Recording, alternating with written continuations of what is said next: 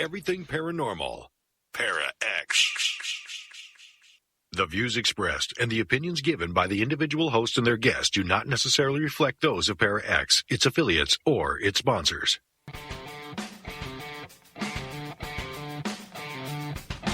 Supernatural. Magic. Ghosts. UFOs. Bigfoot. Extraterrestrial. Psychic energy.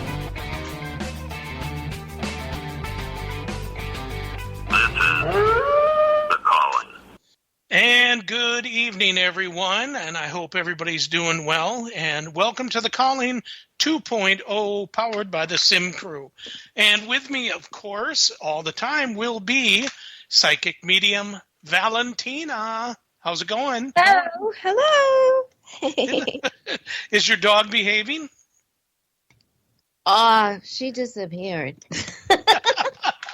It was funny because box of toys is all over the floor. I don't know. We're laughing because before this, she went down the doggy stairs. I'm sitting in the bed because I'm sick.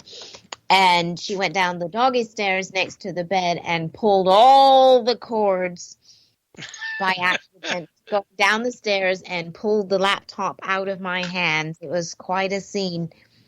But apparently I don't even hear her in the room. So when a dog is quiet, that's always a sign something is going on there. That's for sure. And I never thought you swore. Oh, my God, the F-bombs were coming out of this girl. Just kidding. Just kidding. That's there was none. true. So, did you see the news? How sad that Tina Turner died. Yeah. Yeah, wow. You know, it's weird because all of these artists and stuff like that that are now leaving us, and it's like, this is incredible, you know? This is terrible. You know, I suppose it happens when we get older. Our favorites are going to, you know, start passing away, and one day, hopefully, that will be favorites of a bunch of people out there, and they'll mourn us too. Now, they'll throw stones and firecrackers and say, finally, you know, but... Wow. Wow. No. Yeah. No. It's weird because every time... I think, well, everyone does it, not just me, but every time a celebrity dies, people always dig out their celebrity photos or their story. So I never did get to meet Tina. However, in my 20s, I did record What's Love Got to Do With It. I found it on iTunes in my folder. I just don't know how to upload it, but I almost sound like her, which is crazy. And then my other story is when I used to have my modeling website, I really liked this weird song she had. It wasn't a hit, but I wrote her and asked if I could use it on my website as, you know, when people go there, they can listen to that song. And she actually wrote back and said yes. So that was pretty freaking cool. So those are my little two Tina stories. Well, you've met a lot of people. The other day, I just started watching Night at the Roxbury. Oh, Thomas, God, that's such funny. a stupid, I'm sorry. Well, funny, stupid movie. It's funny. Sure. But yeah. Yeah. Well, then all of a sudden, I see you. You're the go-go dancer, right? I'm in, the dancing scene where they meet the girls and they do a whole dance scene. The camera comes panning down. I don't have a lot on. I'm kind of they painted me. I'm kind of, I don't even know, like a native exotic dancer. I don't know. I'm up on a podium and the camera goes right down. And then I'm also in a scene the director loved me so much that I actually was asked to come back, but he's like, we've already seen you because you were in the opening scene. Or so he goes, we'll have you in a bikini by the pool. So then I'm also in the pool scene.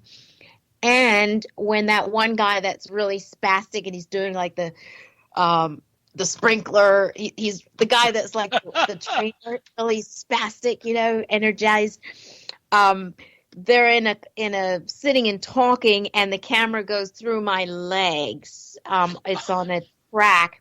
I know, because the director, I'd already been seen. So they're like, how can we still give you work, but we can't have you be seen?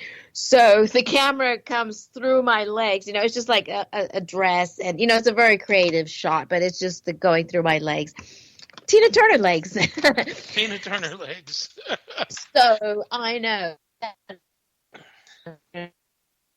Gotcha. Yeah, that was very interesting. It's really, like a friend of mine, Sarah French. She put out a movie called Space Wars or something like that. And I was looking through Amazon, and I actually found it. And it was free, so it's like, oh, I got to watch that. And there's Sarah. It just seems so weird to know people, and then all of a sudden you get to see them on the big screen, you can say, and it's pretty cool. So not bad at all. So V, are you still with us? Oh, your Skype is a little funny. You there?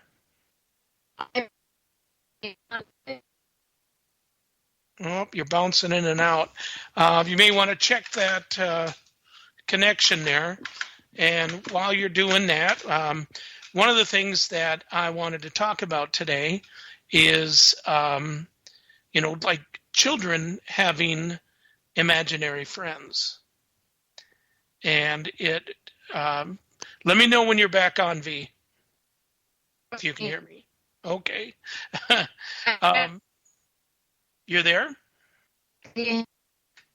Yep, a little bit got you there. Kind of like seeing Jerry and Stephanie on TV. Oh my God, Steph and I are back on TV again on that ghost show. Yep. That's funny. But anyway, so kids, when they have, like, we had a person call up a while back and was talking about her child, and that her child was seeing an imaginary friend. And she said that she thought it would stop, after a while. But she said it actually continued, and her sister and her were talking, and their child, all the way up into middle school, was still seeing this imaginary child, that they would talk to it and everything, and they could hear them in their room. They thought maybe it was schizophrenia kicking in, but it's actually, it's not. It's an actual thing that can happen, and will happen. And there's nothing really bad about it. Especially, kids can be in their what do they call it? Into their teen years, and still have imaginary friends. Though some people, especially on the religious side, think right away that this is demonic. And when I had asked some people about it, as a matter of fact, there's a father. This is weird. So I go to my dad's place, and he's in this nursing home, and I see this father walking in. And so I stopped him, and I had to ask him about it. And he said that a lot of people feel that when kids have an imaginary friend, that it is, it's a sign of demonic presence. But I asked him, I said, do you really believe that that can happen? And he said no. He doesn't really think that would happen. So I don't know. This is just really strange. V, are you back with us yet? Uh-oh. We lost Valentina. Well, let's get her back on here. 1 second there, guys. Going to send her a little message here and see if we can start that call again.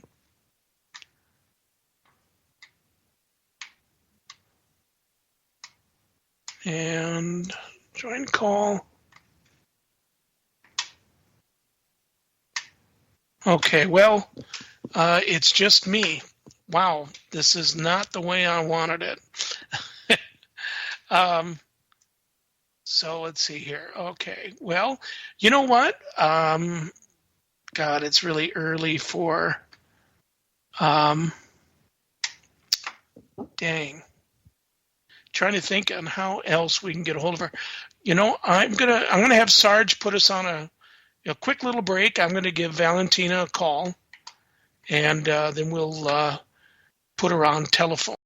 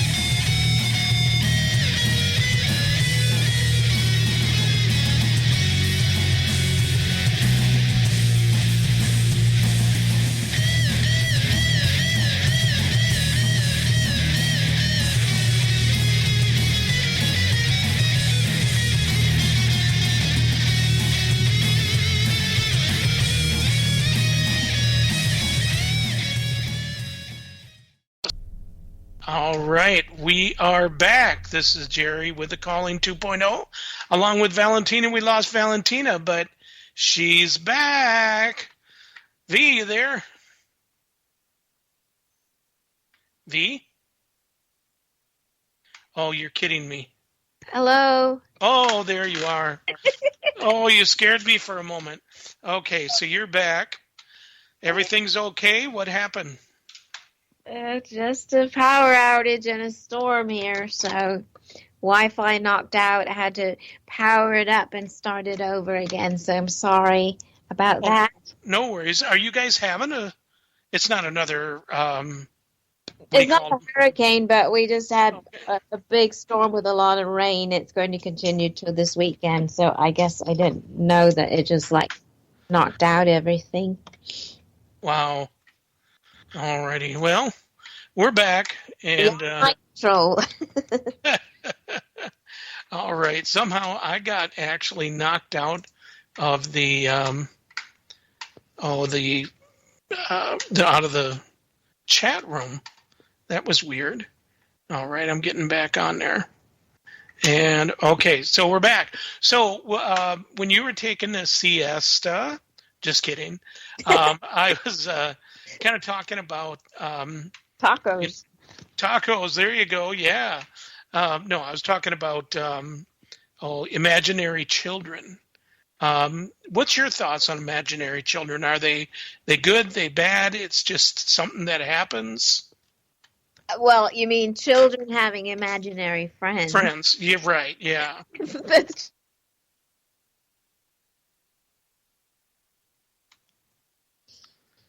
Well, you know. What? No, go ahead. Oh, yeah. Well, I think that in the past, when people had imaginary friends or children, children had imaginary friends, I think everyone sort of wrote it off like, yeah, okay, whatever, your child's a little nut job.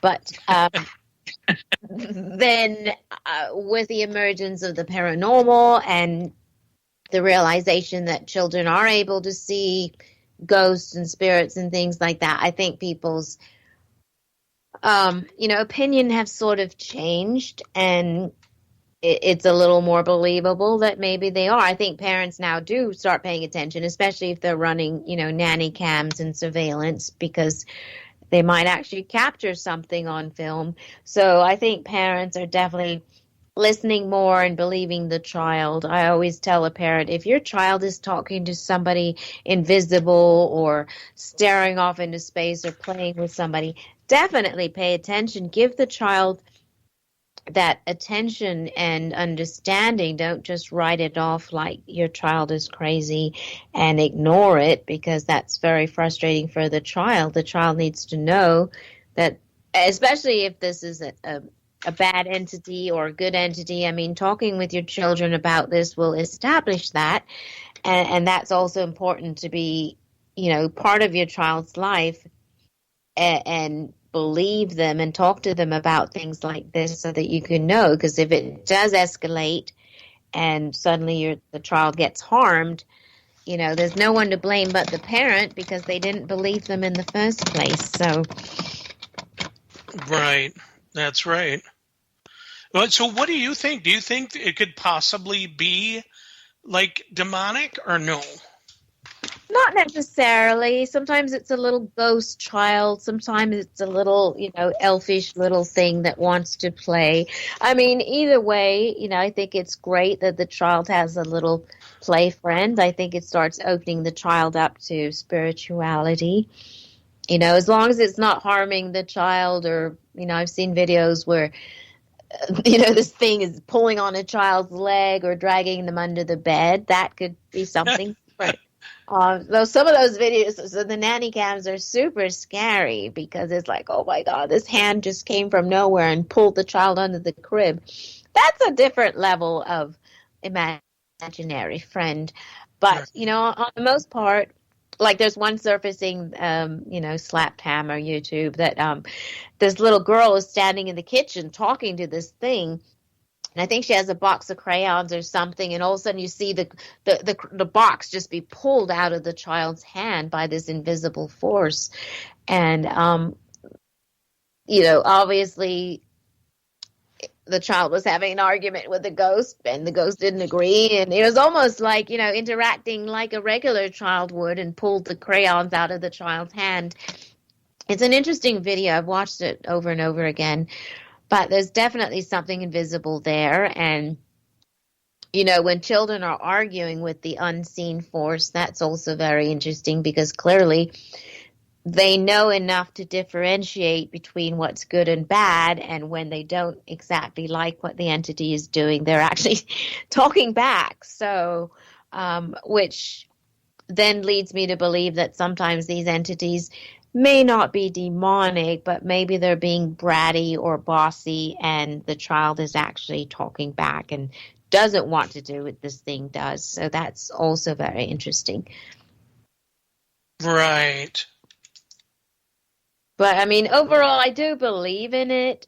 I never had one as a child. I think if I talked, I was kind of playing both roles. I would have imaginary things I'd be playing by myself, cowboys and Indians and stuff like that. But I never got to experience that, so I don't know. But I do have a lot of clients that come with, stories of, my child is doing this, my child, what should I do? So I will talk to the client, I will talk to the children and see if they're okay with this, see what's going on, and get to the bottom of it for them. Right. Wow. So how responsive are kids to you when you ask things like that? Do they get kind of, really nervous about it, or are they just willing to share? Usually I have to first give them a level of comfort and let them know, hey, your mother said I could talk to you. You want to talk to me about what's been going on. And I just kind of give them that, safe haven place to just talk about whatever they want and let them know that nothing they say is going to be crazy. And because I have to know what I'm dealing with. And I actually had to go through this when I was doing a house cleansing for a shadow figure that was showing up in this little boy's room. And I sat and talked to him about it and just sort of made him understand what was going on, and then let him know that I was going to be getting rid of it, which I did. And that little boy now sleeps in his room because I was able to get rid of this thing. So that makes me very happy. But also I see the importance of when these imaginary friends come into play to quickly determine and help these families to know what they're dealing with and get rid of it, or help them deal with it. If it's a cute little bunny or something, then maybe we'll keep it and we'll learn how to interact with it and teach the child, don't give it too much attention, don't be fearful. So I always determine at a haunting or a thing like this if it's something we can live with or we need to absolutely get rid of it, and what's the deal? How much is it affecting people emotionally, physically? If no harm is being done and this little child enjoys having an imaginary friend, then absolutely, why not? It's anything to keep them off, the internet, off of electronics. I mean, as long as it's going well, I don't see a problem with it. So. Right. So so if things start going sour for that child, you don't take their bunny out and execute it, do you, or anything like that? No, I mean... Sorry, that was gross. No, I mean, you're talking like a physical bunny. Right. Animal. I was saying if sitting and talking to a 10-foot tall bunny, is it a fuzzy bunny? Is it a bunny with teeth? I mean, I have to figure out from there if this is how much this is, detriment to the family, or if it's okay. Gotcha. Mufi saying that she has her human costume on. Steve is asking, V, do you believe there is good and evil and nothing in between? Yes, and I actually answered him back. It goes back to the yin and yang of everything. There's just, to every side, there's an opposite side. To every good, there's evil. There really isn't anything in the middle. I mean, you can't be half evil, half good. Well, can you be mischievous? Because we've been places, we've done investigations where something is not evil, but they're like mischievous. But it's not that they're evil. Yeah, like I mean, jokester. right. I mean, in terms of ghosts and entities, absolutely, there can be a little mischievous prankster type. If you're talking in terms of that, then yes, I mean, there is kind of a middle ground. If you're talking in general about life, most things are, if not everything, is categorized as good and evil. Gotcha. Okay. All right. Well, that works out good. Now I'll be able to sleep tonight. I won't have to worry about it. Well, it's just a tiny little, like, I don't know, goblin kind of thing sitting on your up on your dresser watching you sleep. Don't do that. I I'm live by myself. Stop that crap, I feel things all the time in my room, and sometimes I wake up just to look, and I'll see something dark standing in the corner.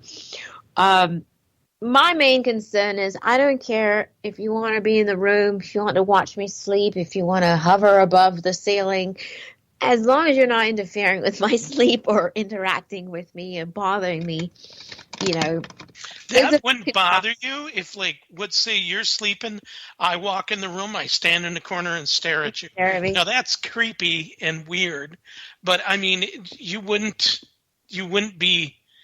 I mean, I think that would really freak me out if something like that happened. I mean, not just saying me, but I mean, if something, because I've had that happen before. Like, oh, Sherry, that's just nasty. You should say that. Spiders watching you sleep.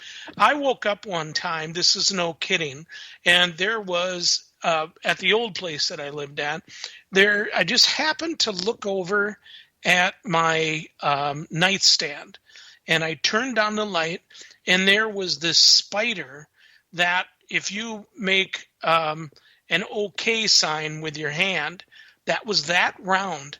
And it was like just staring at me, And to me, it was just daring me. So, of course, picked up my shoe, splat. There you go, buddy, you're done. But I just couldn't splat it and go back to sleep. I had to make sure to find its carcass and flush it. Twice. I had, oh my God, that reminds me of like 2 weeks ago. My bedroom's on the second floor, so there should be no creatures in my bedroom. But I just got out of bed, and there is probably 2 inches. The Florida cockroaches are like flying cockroaches. I forgot the name of them, but they have some really atrocious name. And it's just crawling casually out of my toilet area. On the carpet towards my bed. And I was just like, oh no. And so I'm sitting and trying to run around and try to figure out how my first thing is I always spray them with perfume just to knock them out. But I sprayed him with like this frankincense, and he's just walking around. He's hobbling a little, but he's still walking around. But now he smells good. And I'm just like, man. So I run in. Of course, it's going towards the closet. I don't want it in the closet because then I'll never find it. So I'm trying to figure out which pair of shoes I want to smash it with because. And I'm just stalling, and it's wasting more time because I'm like, nope, not those pumps, not those high heels. I'm like, just grab anything already. You can clean the shoes. You're wasting time. It's going to crawl in the closet. So I finally smacked it. I must have whacked it 3 times until the legs flew off. Oh my God. Because they just don't die. They don't die. So then I had to scoop it up with some toilet paper, and then I cannot just put it in the rubbish bin. It must be flushed down the toilet. Oh, yeah. If I just throw it in the toilet, my biggest fear is I'm going to go and it's going to jump up on my butt. So it must be flushed down. I must watch it flush down. And then I'll even do another flush. I mean, it's a whole process because they might come through the pipes again. Wow. Well, that kind of stuff, that's a huge thing. Those are gigantic, They are so big, and they fly. If you don't catch them in time, they fly at you, which is I can't think of the name of them, but Yeah, they're not just cold cockroaches. Right. Ceiling Cat says terrifying, but smelling fabulous. I know. That's funny. Let's see what time we got. Oh, it's time for, ouch, I elbowed myself. It's time for a break. So we're going to take our regular break, and we'll be right back with Jerry and V on the Calling 2.0.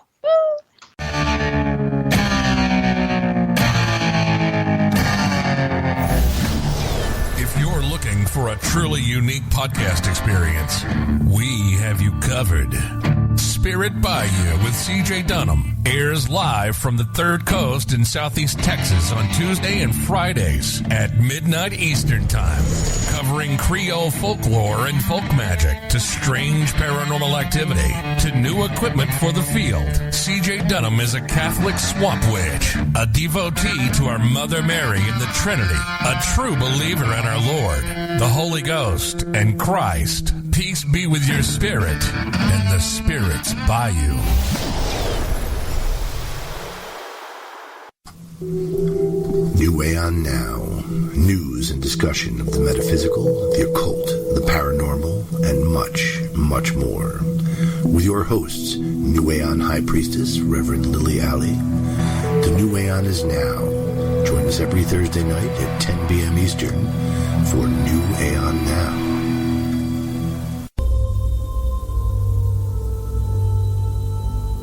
Oh, hey, Steph.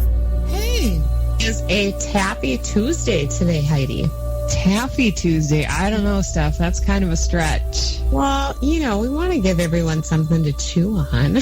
Tune in to the Gathering Radio Show Tuesdays at 9 p.m. Eastern on Para X Radio.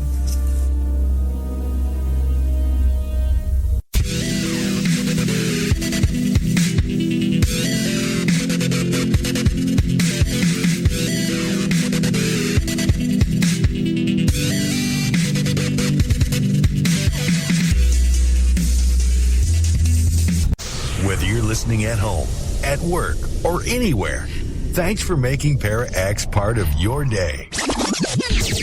Your source for everything paranormal, Para X. And we're back. This is Jerry and V on the Calling 2.0. And hey, if you, if you didn't hear the whole thing that happened in the beginning within the first half an hour, well, there wasn't a lot. I mean, because we had problems, difficulties, and everything. But anyway, tomorrow you should be able to go to www.thecallingradioshow.com or YouTube, The Calling Radio Show. And hey, Para X has got a ton of shows. Right after ours is Exploring the Paranormal with your host, Shauna of Geeks Paranormal. What else we got? We got on Tuesday, we have The Gathering with Stephanie Heidi. They have so much fun doing their show, and they do a great job. They have different kind of guests than what we have, and it's really a good show. There's tons of others. There's one on Thursday night at 7, I do believe. Marla Brooks. I don't remember what it's called. I know. Bad Jerry. I'm sure that Ceiling Cat or Sarge will put it in there, but I'll get to know the full schedule. Anyway, so yeah, check us out and everything, and stick with Para X.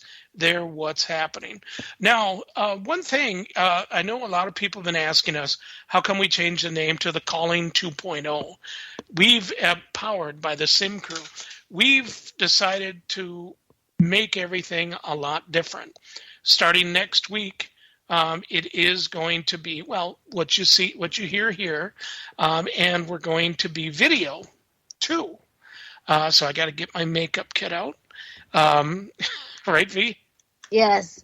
Yep. And so then we'll have video, which will be on, and it's going to be a show that's already done, and then we put it on YouTube. So it'll be a lot of fun. Let's see, CC, After the Gathering is a new show, Raven Scary Movie Hour. Ooh, that sounds interesting. Yeah. So that's on Tuesday night. So that'd be about 9 p.m. Central Standard Time, 10 p.m. Eastern Standard Time, only on Para X. So so this is going to be a lot of fun, and powered by SIMCREW. Exactly what does that mean? That SIMCREW, my team, Supernatural Investigators of Minnesota, at times will be doing a show also, or they'll join us, and we'll talk about all sorts of really cool stuff, and everything. So it's just going to be a lot of fun. We're going to have a lot of fun with this, and I really am so happy that you decided to do this show with me, V. You're awesome. Thank you. What? Oh, I was just saying, well, thank you. Oh, I thought you said, okay. Like, You're hearing. all right. Sorry, you guys, I'm a bit under the weather. If you could see me, which we will be switching to video later, I'm in my Star Wars jammies and sitting in my bed.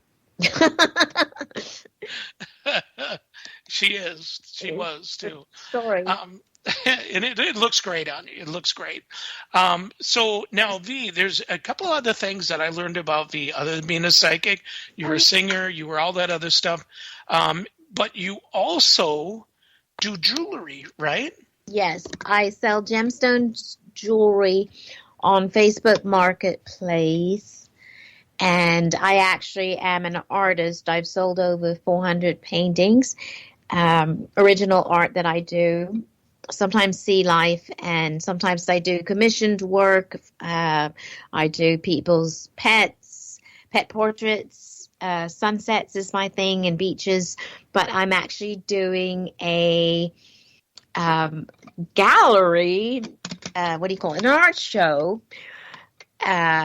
Next week over in Palm Harbor. I got invited to have my art up there, and they're going to bring in a DJ and food, and I was like, oh my God, it's just like in the movies when you stand there and all these snobby people come and with their champagne glass and look at your art and hopefully purchase some. But yeah, I was super excited. So, oh, look at all these questions coming in.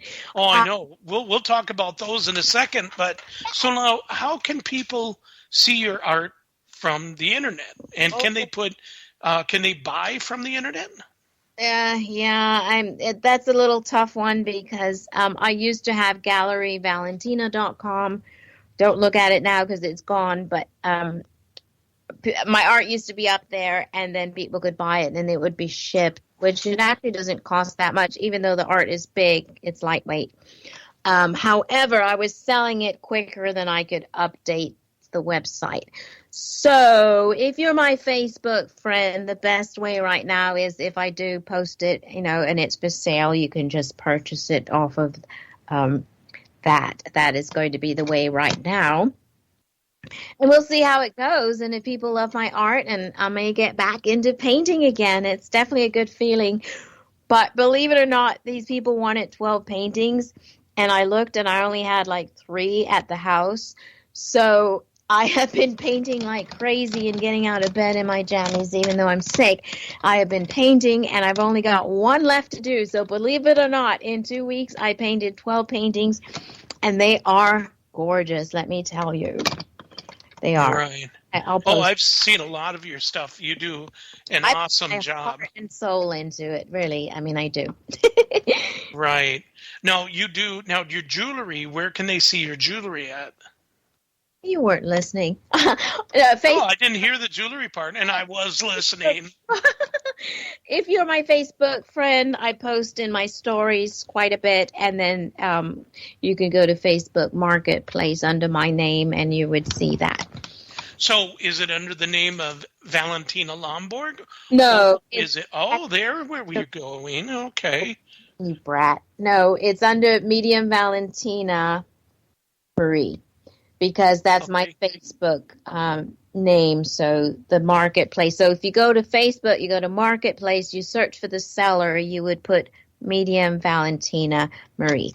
And all my stuff should pop up, and there's lots of nice gifts for people, very well priced. I've got cool things like Herkimer diamonds, genuine moldavite, which is a meteorite, and the world is now out of moldavite. So if you do buy moldavite, it's not going to ever be available again. So it is a good investment to have, because the earth is now depleted of moldavite. Just a little insight there that I know that most people don't know. And moldavite is extremely high vibrational, really great way to connect with the universe, space, your inner voice, your higher conscious. Really, really good stuff there. So is Herkimer diamonds. Awesome. So, okay, let's go to, so check it out, everybody. I mean, I've bought some stuff from her because she does a really good job. It's really nice. So Steve says, Steve, awesome. He kind of knows who you are, I think. What other entities besides demons are out there that are invisible, not counting ghosts? So first I answered shadow people.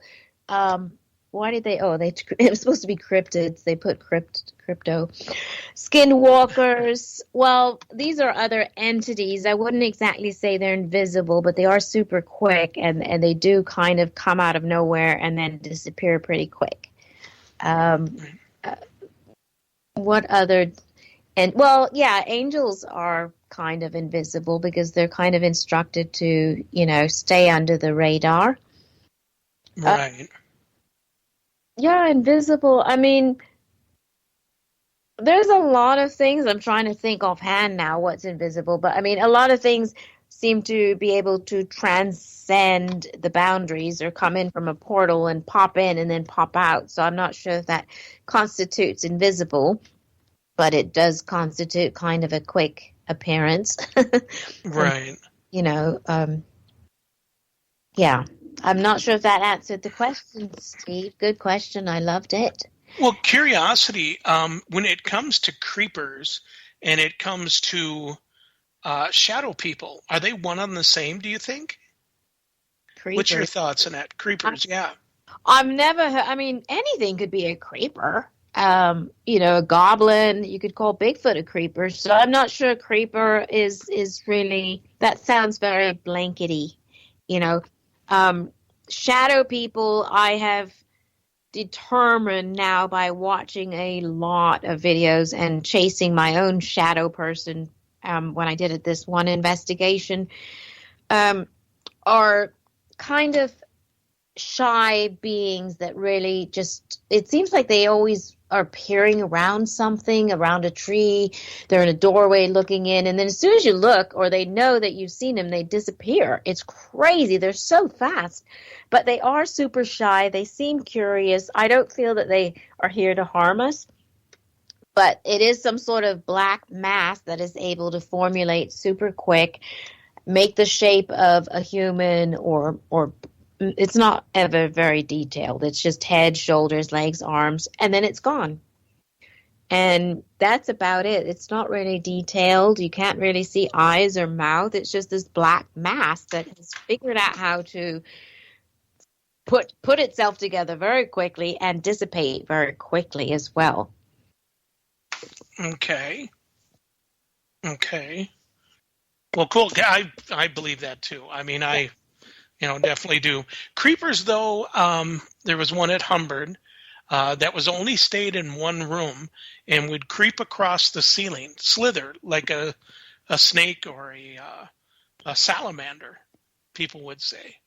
And it would just, the fear from that alone, people would be running out of the room in the middle of the night and, just wanting to get out of there and stuff because they've never experienced anything like that.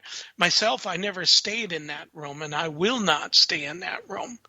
That's one thing that, nope, no thank you. Okay. Ain't going to happen.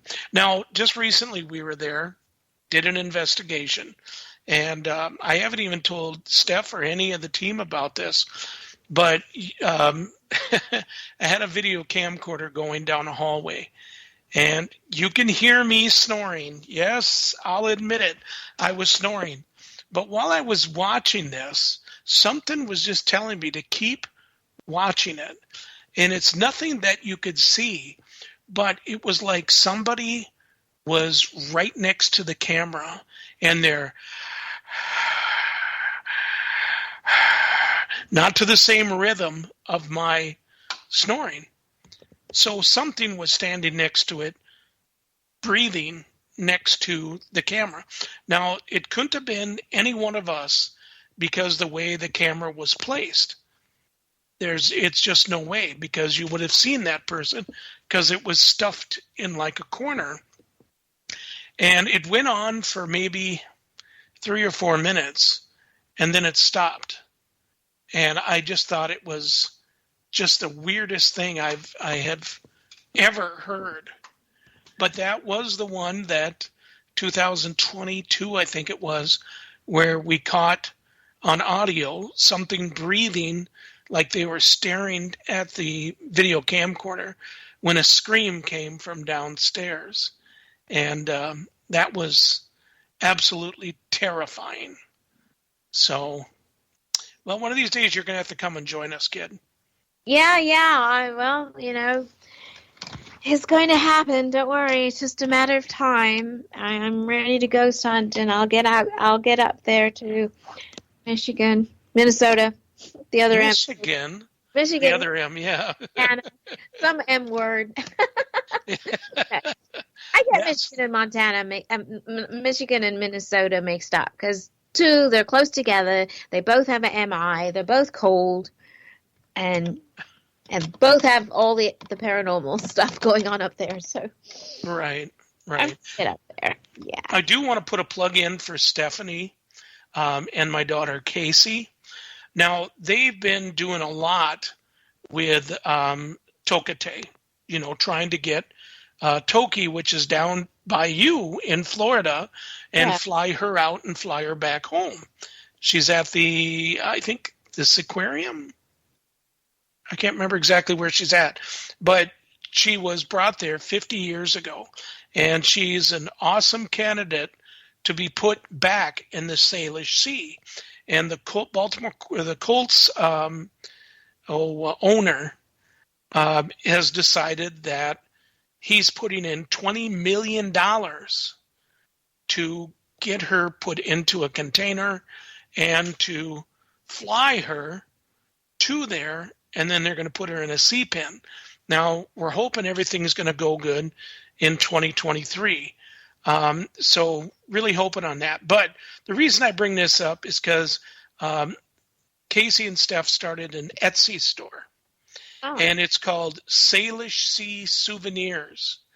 And they make all sorts of T-shirts and decals and, oh my gosh, hats, all sorts of things on there. And it was funny. I bought one, and Steph's like, well, we would have given you a deal. It's like, no, I mean, because the money that they get from that, they're only keeping for the cost of everything. Their whole other profit is going to the Friends of Tokate. Okay. So it's amazing that they're doing this, and they're right now. Stephanie is not in the chat room because they've got to have like 25 or 30 T-shirts done by it's tomorrow or by Friday. I can't remember. And but so if you guys ever go to Etsy, if you guys check out Salish Sea Souvenirs, all one word, and take a look at what they of what they're making and stuff. And I mean, I bought also a couple of decals to put on my car, which are only $4. Everything goes to helping Tokate home in 2023. And like I say, there's so many people that are against it because they say, oh, she probably won't make it, and they shouldn't even try. The way I look at it is, if somebody kidnapped me and brought me to another place, and I knew, or I found out later, that my family, my mother is still alive, I'd want to go back home, whether it killed me or not. Wouldn't that be the same with you, V? Right. Absolutely. Yeah. Yeah. So I just had to put that little kick in there for Steph and for Casey. but you guys should check it out. Anyway, all right. So let's see here. We had another question here. And answering them. What's that? I've been answering them. Oh, you have? Well, we got to do it verbally on the show. I'm sorry. Well, the other one was, okay, so Steve asked, we got to be quick here. We're running out of time. Have I seen angels? So angels kind of, like I said, they like to be obscure and hidden and under the radar. But angels sort of look like if you had dust in the sunlight coming through a window, it kind of shimmers like that. They're very glittery. They're very blinding. I had a session where I was doing mediumship, and the deceased person I was contacting took me through entering heaven or the universe, whatever you want to call it. And I saw it through their eyes, and I went through this long, really, really, really long, dark tunnel. Dying is so boring. And it's just dark, dark, dark for a long time. And then all of a sudden it opens up, and you're just greeted by the most beautiful angel. And I wish I could have taken a picture of it, but all this was being shown in my mind, so I could not take a picture of it. But it was just the most beautiful, glittering, opalescent angel that stood there. It was blinding, but in between the blinding lights, you could make out what this, it's very shimmery. And I just remember thinking, oh, my God, there's absolutely no way to describe that. I wish everyone could plug in and see what I saw, because it truly was breathtaking. And to have that opportunity to see what an angel looked like and what entering the universe and heaven after death looked like. And it was something I will never forget. But in terms of angels, they really are shy, and they don't really want to be seen, because they're told to only interact here if we are in danger and if we ask for help. So they move about us, in our lives every day without really much recognition. So that's my take on angels. Gotcha. I have to say, it's weird when you talked about like dust or glitter almost in a way. I remember when I had they were doing that cardioversion on me, and they zapped me, and I was out a little bit, but when I started coming to, my tongue was bleeding because I almost bit through my tongue. And I remember looking over at the nurse and the anesthesiologist, the doctor, and then this guy was standing there, an old man. He had bib overalls on, and he was looking the other way. But I remember it was shiny, but it wasn't like a ton of stuff. It was just like an out of place type thing. And but I did see, like you were talking about, you know what I mean? Yeah. And that's the day that I seen Stephanie's dad, because he had passed away. And that's when he told me, you got to tell him it wasn't his fault. It was never his fault. Yeah. And I kept asking him, who are you talking about? Chris or Joe? And then he just kept saying that over again. And then said, tell Stephanie that her mother loves it when she remembers her birthday. And then he walked out and left. They went and got Steph and Casey, and they came in, and they were asking me what's going on. I said, you're not going to believe who was just here. Your dad. And he says to tell you that your mom loves it when you remember her birthday. And they were out there, and if I remember correctly, they were talking about Stephanie said to Casey, we got to get yellow roses because it's Mom's birthday. And they were going to bring them to the heads to the grave, because she had passed away first, and then Keenan did. I think it was like 3 months later. But it was seeing something like that and seeing what you were describing. I actually did see that. Wow. And it's pretty amazing. Yeah. Pretty amazing. It's one of those things where once you see it, you'll never be the same. It's like seeing a UFO, you know. It does something to you where it just changes you. It humbles you. It makes you introspective. It deepens your faith. It's just one of those magical things, you know. It really does. It really does. Even seeing, like, being someplace and seeing an apparition or something like that, I mean, that does the same thing. That, especially if you're in the field of the paranormal, and you see something like that, then you're like, oh my God, there is such a thing. Right. You know what I mean? Yeah. Yeah, I mean, sometimes it's one of those things, even if you were a believer, this kind of deepens your belief, Right. I mean, it's once you've seen a ghost, it's really hard to top that. It's almost like as a paranormal person, you're always trying to top the next thing. Well, now I need to see a door fly open, or now I need to see, a penny drop out of the sky. I mean, you're always searching for something else, or all the things you've seen happen to other people, you want to happen to you. And, you just crave those experiences and interaction for sure. Okay, we got some time here.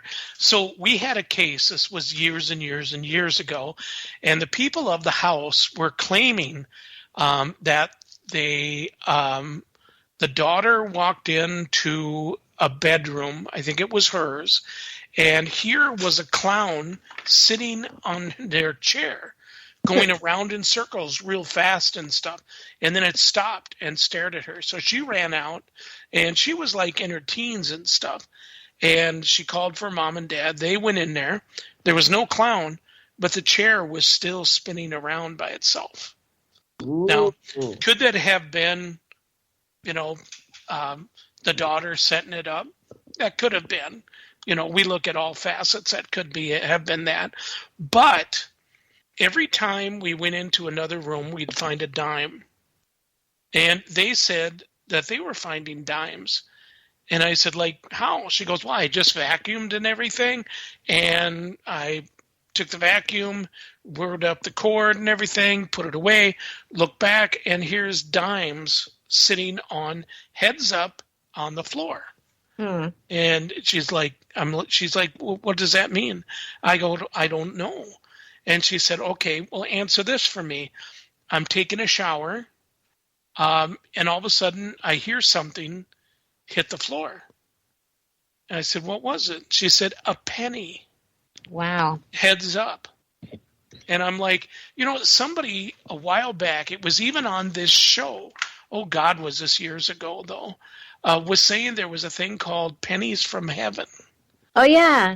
Yeah, and that it's supposed to be a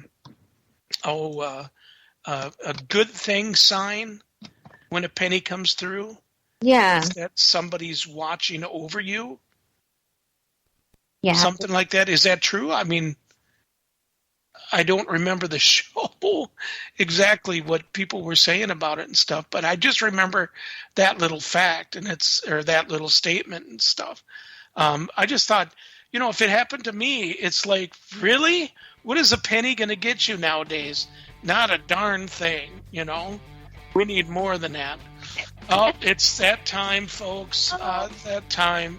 Oh, Shauna remembered it, so that's good. All right. So guess what, Dee? It's the end of the show.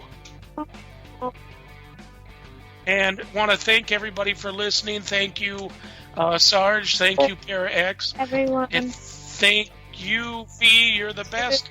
We'll see you all next week.